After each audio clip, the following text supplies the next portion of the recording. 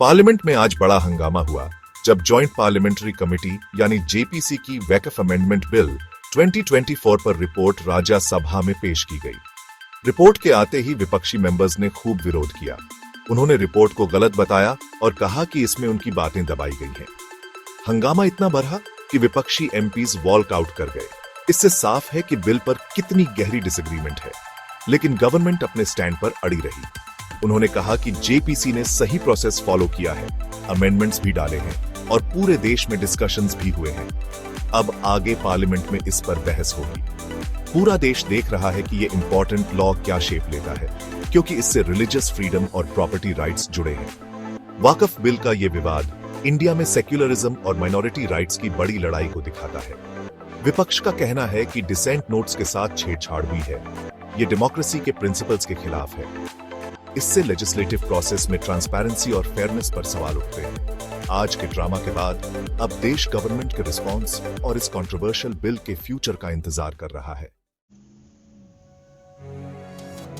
Parliament में हुए हंगामे की असली वजह है जेपीसी रिपोर्ट से डिसेंट नोट्स को हटाया जाना। मल्लिकार्जुन खड़गे जैसे बड़े ऑपोजिशन लीडर्स ने इसे एंटी डेमोक्रेटिक बताया है और कहा है कि यह डिसेंट को दबाने की कोशिश है। उनका कहना है कि उनकी ऑब्जेक्शंस को जानबूझकर फाइनल रिपोर्ट से हटा दिया गया। उनके मुताबिक इससे पार्लियामेंट्री डेमोक्रेसी की जड़ें हिलती हैं, जहां अलग अलग विचारों को सुना जाना चाहिए। लेकिन गवर्नमेंट ने इन एलिगेशंस को खारिज कर दिया है। उनका कहना है कि सभी डिसेंट नोट्स रिपोर्ट के अपेंडिक्स में हैं। किरण रिजिजू ने कहा कि ऑपोजिशन के क्लेम्स बेसलेस हैं और वो पब्लिक को मिसलीड कर रहे हैं। रूलिंग पार्टी और ऑपोजिशन के बीच ये तकरार टेंशन को और बढ़ा रही है और जेपीसी के फाइंडिंग्स पर सवाल उठा रही है। डिसेंट नोट्स का विवाद डेमोक्रेसी के प्रिंसिपल से जुड़ा है। इससे पार्लियामेंट्री प्रोसीजर्स में ट्रांसपेरेंसी और अकाउंटेबिलिटी पर चिंता बढ़ती है। ऑपोजिशन टैंपरिंग की जांच की मांग कर रहा है। इससे पता चलता है कि वो डेमोक्रेटिक वैल्यूज को बचाना चाहते हैं। गवर्नमेंट का रिस्पॉन्स या रिस्पॉन्स न देना पब्लिक परसेप्शन और वैकफ बिल के फ्यूचर के लिए इंपॉर्टेंट होगा।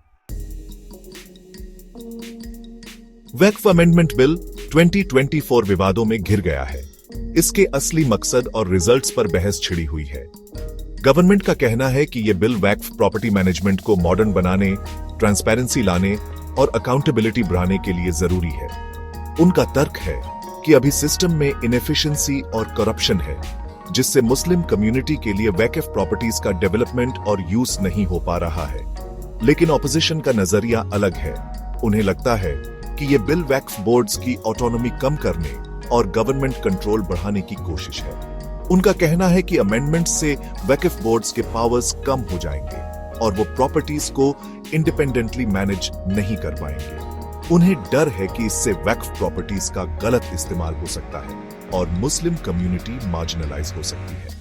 बिल के प्रोविजंस, खासकर मेंबर्स की अपॉइंटमेंट और प्रॉपर्टी मैनेजमेंट पर कंट्रोल वाले पर काफी क्रिटिसिज्म हो रही है।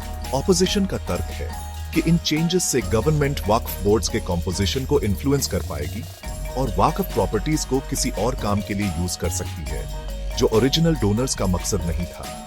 जैसे जैसे बहस आगे बियाराच रही है, वक्फ प्रॉपर्टीज का फ्यूचर और मुस्लिम कम्युनिटी के राइट्स अधर में लटके हुए हैं। वैकफ बिल के हंगामे के बीच गवर्नमेंट ने बहुप्रतीक्षित इनकम टैक्स बिल 2025 भी पेश किया है, जो इंडिया के टैक्स सिस्टम में बड़ा बदलाव लाएगा। ये कॉम्प्रिहेंसिव लॉ 60 साल पुराने इनकम टैक्स एक्ट 1961 की जगह लेगा। इसका एम है टैक्स लॉज को सिंपल बनाना, लिटिगेशन कम करना और कंप्लायंस बढ़ाना। बिल में कई की चेंजेस हैं, जैसे टैक्स ईयर का कॉन्सेप्ट, जो एग्जिस्टिंग प्रीवियस ईयर और असेसमेंट ईयर सिस्टम की जगह लेगा। नया बिल, जिसमें 536 सेक्शंस और 23 चैप्टर्स हैं, जो 622 पेजेस में फैले हैं, करंट टैक्स स्ट्रक्चर से काफी अलग है। इसका मकसद है पुराने प्रोविजंस हटाना, डेफिनेशंस को स्ट्रीमलाइन करना और नए कॉन्सेप्ट्स लाना, जैसे वर्चुअल डिजिटल एसेट्स को कैपिटल एसेट्स मानना। गवर्नमेंट का मानना है कि इन चेंजेस से टैक्स सिस्टम ज्यादा एफिशिएंट, ट्रांसपेरेंट और टैक्स पेयर फ्रेंडली बनेगा। लेकिन कुछ एक्सपर्ट्स ने बिल की कॉम्प्लेक्सिटी पर कंसर्न जताई है और कहा है कि टैक्स पेयर्स को चैलेंजेस फेस करने पड़ सकते हैं। नए लॉ का इतना बड़ा वॉल्यूम और नए कंसेप्ट से शुरुआत में कंफ्यूजन और इंटरप्रिटेशन में डिफिकल्टीज हो सकती हैं। इन कंसर्न्स के बावजूद गवर्नमेंट को पूरा भरोसा है कि नया इनकम टैक्स बिल एक ज्यादा एफिशिएंट और इक्विटेबल टैक्स सिस्टम लाएगा जो आने वाले सालों में इंडिया की इकोनॉमिक ग्रोथ में कंट्रीब्यूट करेगा। अब यह बिल पार्लियामेंट्री अप्रूवल का वेट कर रहा है। टैक्स पेयर्स और इकोनॉमी पर इसका असली इंपैक्ट क्या होगा, ये तो आने वाला वक्त ही बताएगा।